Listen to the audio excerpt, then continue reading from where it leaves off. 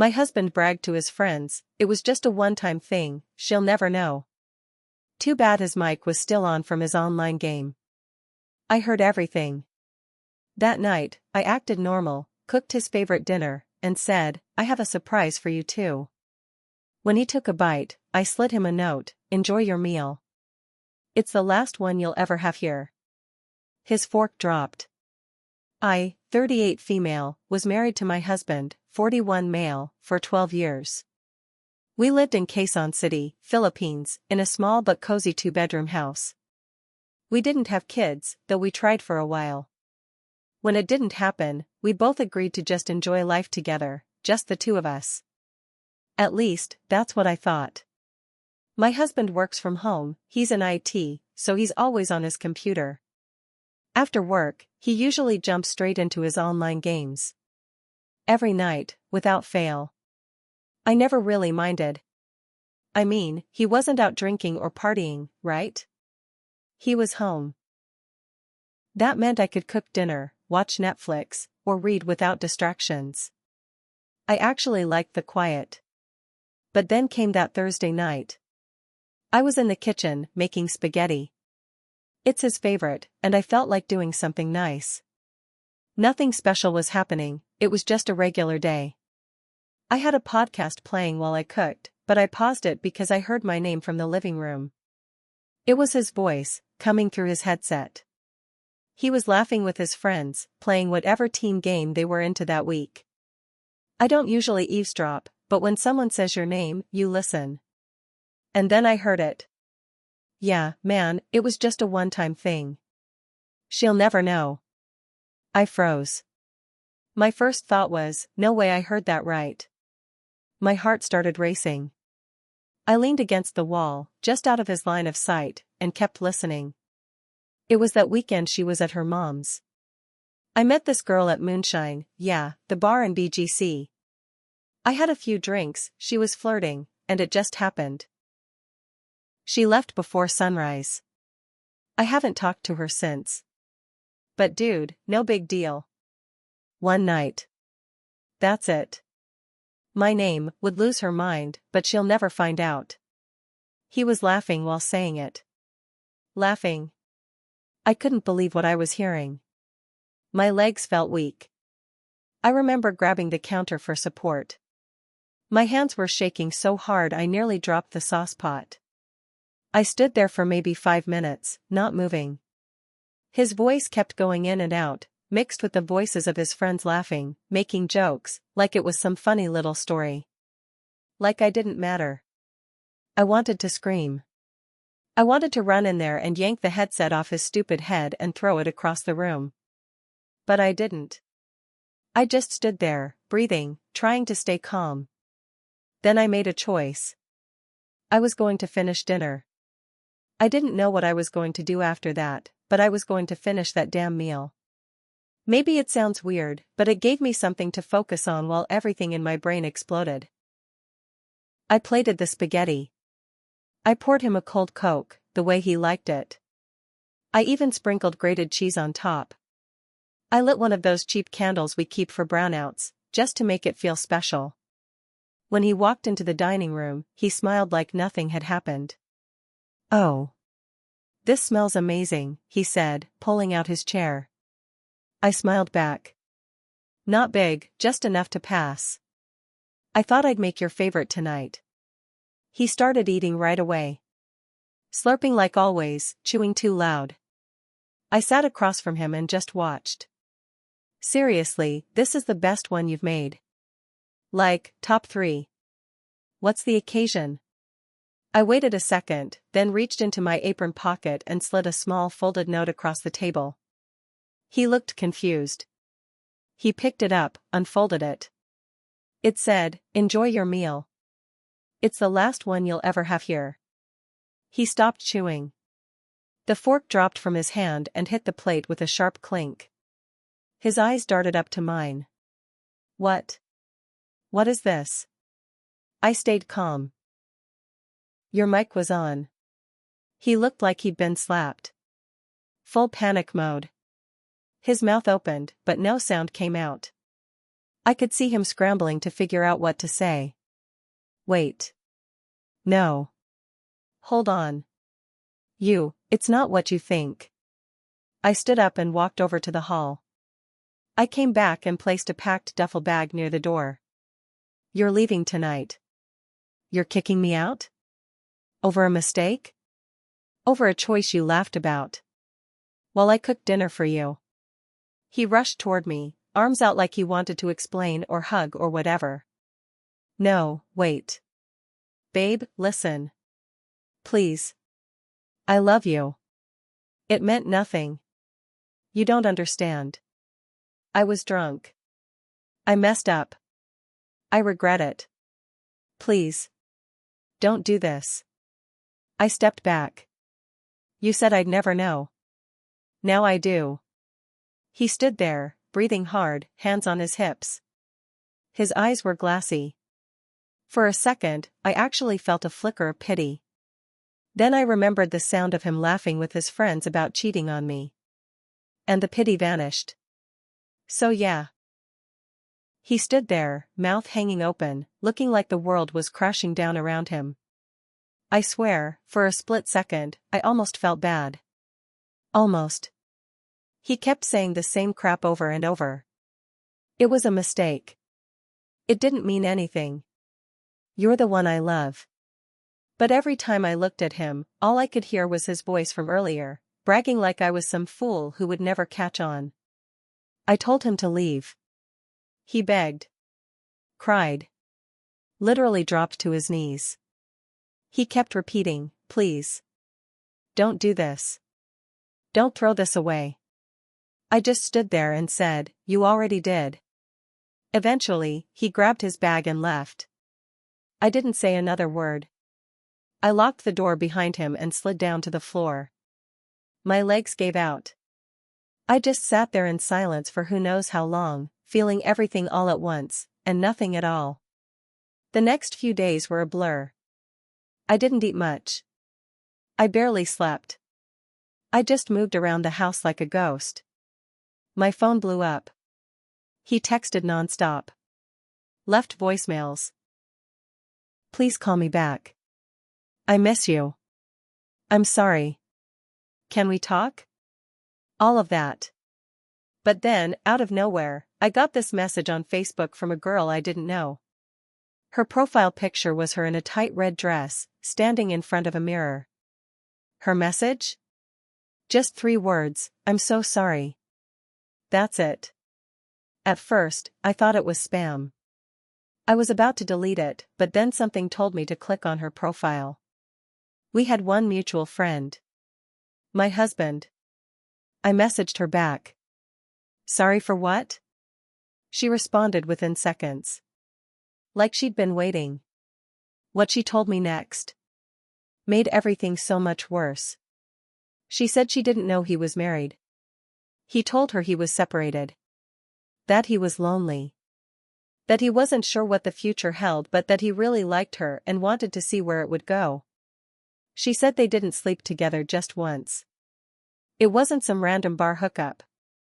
They had seen each other 4 times. The weekend I was at my mom's? Yeah, that was when he first invited her over. To our house.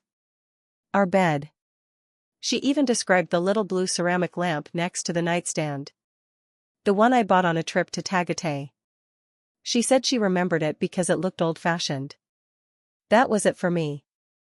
My blood ran cold. I don't even remember putting my phone down. I think I just stared out the window for hours. But it didn't stop there. Turns out, she wasn't the only one. 2 days later, another girl, different account, same story, reached out. Same pattern, didn't know he was married, he said you were separated, we met at a work event, he said you were controlling. Controlling. I gave this man everything. I handled the bills, cleaned the house, cooked his food. I never nagged, never questioned his hours. I let him live like a king while I handled the background stuff. And now I was the one he painted as the problem? One night, I was going through some old files on our shared laptop. He left it behind in the rush. I wasn't even snooping. I was just trying to access our joint bank account info. And I found a folder on the desktop. It was titled, Do Not Delete. I clicked it. Inside were screenshots. Hundreds of them. Of me. Sleeping. Cooking. Walking around in my nightgown. Sitting on the couch reading. In the bathroom brushing my teeth. At first I thought it was something sweet. Like, maybe he was trying to capture moments of me being natural or whatever. Then I saw the timestamps. They lined up with the times he was supposedly out with the boys. He was watching me. Recording me. Like I was some animal in a zoo. Why? Still don't know. But something about it made my skin crawl. This wasn't love. This wasn't just a mistake. This was something else. Something darker. I've contacted a lawyer. That part's in motion. I won't get into the legal stuff yet. But here's the kicker, he still doesn't know I found those screenshots. And now I'm wondering if this was ever about love at all, or if he just liked control. Because cheating's one thing. But recording someone without their knowledge? That's a whole different story. I'll update again once things progress. I haven't confronted him about the pictures yet. I'm waiting. Planning. Letting him think I'm just the scorned wife who kicked him out over a one-night stand. But I'm done playing dumb. This game? It's not over yet. I wasn't planning on updating so soon, but something happened yesterday that changed everything. Like I said, I've been lying low. Quiet. Watching. Letting him think I was falling apart while he tries to worm his way back in. Texts have slowed down, but I still get the occasional, just checking on you, or I miss your voice. I haven't responded. Not once. But then my cousin Mark called me. We're not that close, but he's a good guy, and he works part-time at this small PC repair shop near Cubeo. We barely talk unless it's family events or tech issues. So when he called out of nowhere, I figured maybe he needed help with something. He didn't. What he told me made my stomach drop. Hey, sorry if this is weird, but your husband came in here last week. What? Why? He brought in a USB stick. Said he needed help retrieving deleted files. Photos and videos. I nearly dropped the phone. Did he say what kind of files? Mark hesitated. Look, I didn't want to dig too much. But while the recovery was running, I saw a few thumbnails. It was you. In your bedroom. You weren't dressed. I swear, I stopped breathing for like 10 seconds. My mind went blank. Do you still have the drive? I asked. Mark said no, he gave it back the next day. But he still had the logs and could tell me the file names. One stood out to him, sleepingbeauty_full-hd.mov. I felt sick. I told him everything. The cheating. The women. The hidden folder. The screenshots. Now this? This wasn't just cheating. This was violation. That night, I sat in the dark with the only light coming from my laptop. I opened the Do Not Delete folder again and started digging deeper. There were subfolders I hadn't noticed before. One of them was named after a date, October 14, 2024. I clicked. Inside were 3 short videos. Each one showed me sleeping. Completely unaware. One of them. I won't even describe. It's too disgusting. Too personal. And in the corner of the frame? A small red blinking light. From his webcam. He set up his gaming laptop in our room, pointed the webcam at me, and recorded me while I was asleep. The next day, I met with my lawyer again. She referred me to someone from the cybercrime division. Things are moving now, slow, but moving. But this morning? Another twist. And it's a big one. I got a message. From one of his gaming buddies. The same ones he was bragging to that night. The guy introduced himself as Ray. Said he didn't feel right anymore. Said he kept thinking about what my husband said that night on chat. Then he said this: "There's something else you need to know. He's been saying things about you. Creepy stuff. Like how he trained you to never question him. He joked about having a file on you. Like, a log or something." I didn't even know how to respond. I just asked, "Do you have proof?" He sent a screenshot. A chat thread. My husband said, "I could ruin her if I wanted. I've got everything. Her meds, her therapy records, even old voicemails. She's so careful now, but she used to overshare everything." I sat there, staring at the screen, and I realized something terrifying. He'd been collecting data on me for years. This wasn't about a one-night stand. This wasn't about passion or boredom. This was control. Manipulation. Possibly even blackmail. I'm writing all this down because I need people to know what this looks like. It starts with cheating. But it's not always just that. Sometimes, behind the affair, there's something uglier hiding. Right now, I'm working with my lawyer and cybercrime support to get every piece of evidence together. I don't care what it takes, I'm going to expose everything. But I haven't told him yet. Not about the videos. Not about Mark. Not about Ray. He thinks he's safe. That I'm just licking my wounds somewhere, trying to figure out if I should forgive him. But what he doesn't know. I'm not asking questions anymore. I'm building a case. And when the time comes, he won't see it coming. It took me exactly 13 days to gather everything I needed. The screenshots. The chat logs. The witness statements from the women he lied to. The screenshots from Ray. The conversation with my cousin Mark. Copies of the videos. Every night, I felt like I was suffocating. Every morning, I reminded myself, "You're almost there." I planned the confrontation down to the hour. It wasn't just about rage anymore. I wanted control back.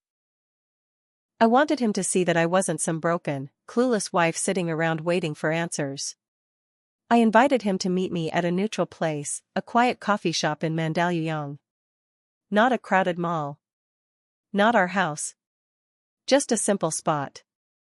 I said I wanted to talk about everything, maybe closure. That was all I told him. He showed up right on time. Slicked back hair, his favorite polo shirt, that fake confident smile I used to find charming. Now it looked like a mask. Like he was trying too hard to pretend this wasn't serious. He sat down, leaning forward. "I was hoping you'd come around." "I've been thinking nonstop," I cut him off. "Save it. This isn't about getting back together." He blinked. His lips tightened. I pulled out the folder. Just a plain black folder. I slid it across the table. Everything's in there. The women. The screenshots. The folder labeled "Do Not Delete." Your buddy Ray's messages. The stuff you said about controlling me. The USB recovery. Everything. He didn't move. His face turned pale.